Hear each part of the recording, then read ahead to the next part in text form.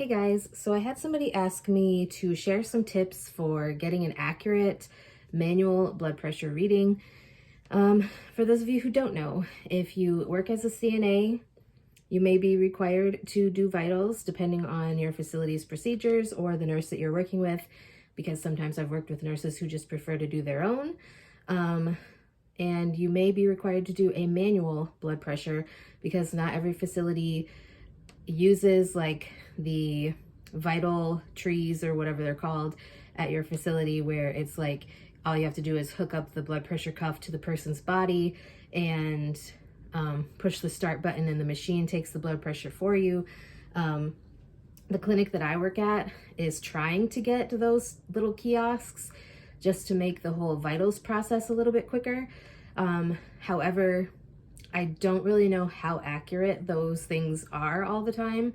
And there are a number of different factors that come into play when you're taking a blood pressure. The tips that I'm going to share are for doing a manual blood pressure, because the clinic that I work at, like I said, we don't have those little kiosks. So we take manual blood pressures with every patient.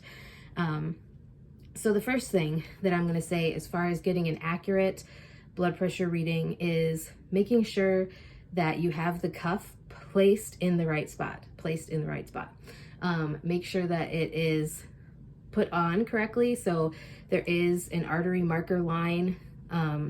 When you are learning how to do a blood pressure, you will learn exactly where that needs to go on the body. If I can find my blood pressure cuff, I can make another video like demonstrating how you do a manual blood pressure on someone, but I cannot find it right now, so I'm sorry. But make sure that you are putting it on correctly as far as placing the artery marker line in the correct spot, making sure that it is attached, not too loose, but not too tight. Make sure that the patient is relaxing their arm, not like this or like this. I had one the other day when I was taking his blood pressure and he put his arm up like this. And I do know that certain people will like hold the person's arm out like this, which is fine, but not up like this, okay? That throws off the accuracy. Another thing is making sure that when your patients are sitting down and you're getting ready to take their blood pressure, if they have their legs crossed, have them uncross their legs for you. I've found like a lot of people will have a different like skew to their blood pressure if they have their legs crossed. There have been a couple times where I haven't really noticed that they crossed their legs because I'm looking at the blood pressure, like I'm already started and they're crossing their legs. So then if I notice that their legs are crossed, I'm gonna have to have them let me redo their blood pressure just to make sure it's accurate. Another thing is, if somebody's wearing like a thick sweater, I can normally get a blood pressure reading through a sweater like this. But there's been a few times where I've had patients who have like a sweater like this and then they have a hoodie on top of it, or they have a sweater like this and a jacket on top of the sweater. So I would have them like take a sleeve out, or take their arm out of the sleeve, I should say, and then I will attach the blood pressure cuff once their arm is out of the sleeve, just to make sure, because if you can't hear it, obviously you're not going to be able to get an accurate reading, because you need to be able to hear the blood pressure. You need to be able to hear it in order to even record something. If you can't hear it, don't just put a random number down. If you cannot hear it, I would try the other arm if possible. And if you still can't hear it, I would see if you can find somebody else to do the reading. And if they can't hear it, then I would let the provider know that, hey, we can't hear this person's blood pressure, so what would you like us to do now? Or, you know, just let them know that you couldn't get an accurate blood pressure reading because you couldn't hear it, and you tried to have someone else listen to it, they couldn't hear it either. So sometimes that might happen. I've never had it happen. I've had it happen where I couldn't hear it, I got somebody else and they were able to hear it.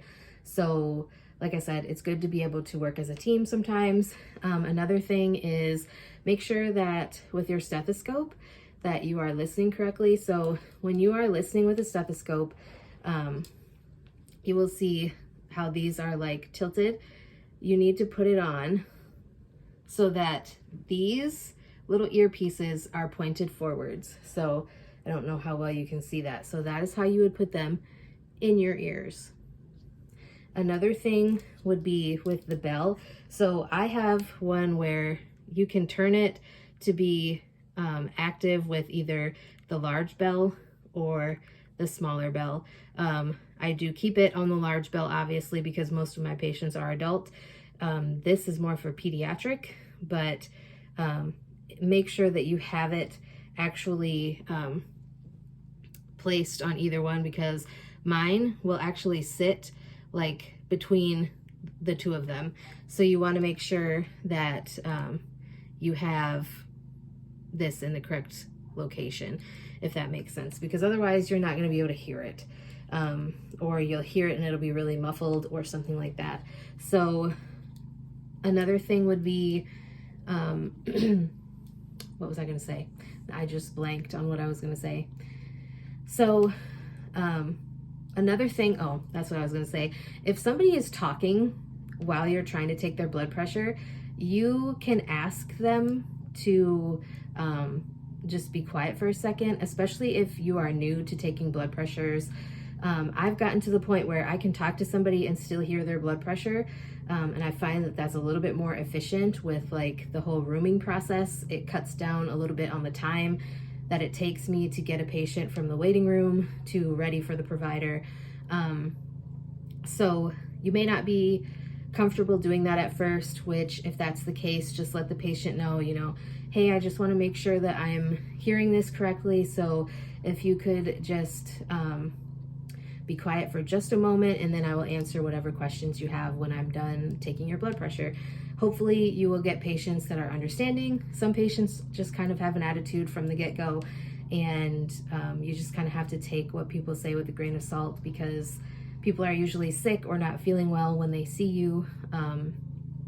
So anyways, hopefully these tips helped. If you guys would like me to share any other tips on medical related stuff, medical assistant stuff, CNA stuff, phlebotomy stuff, let me know. If there's any topics you would like me to discuss on my channel in the future, please be sure to let me know that as well, and I'll get something filmed for you. And with that being said, I will talk to you guys next time.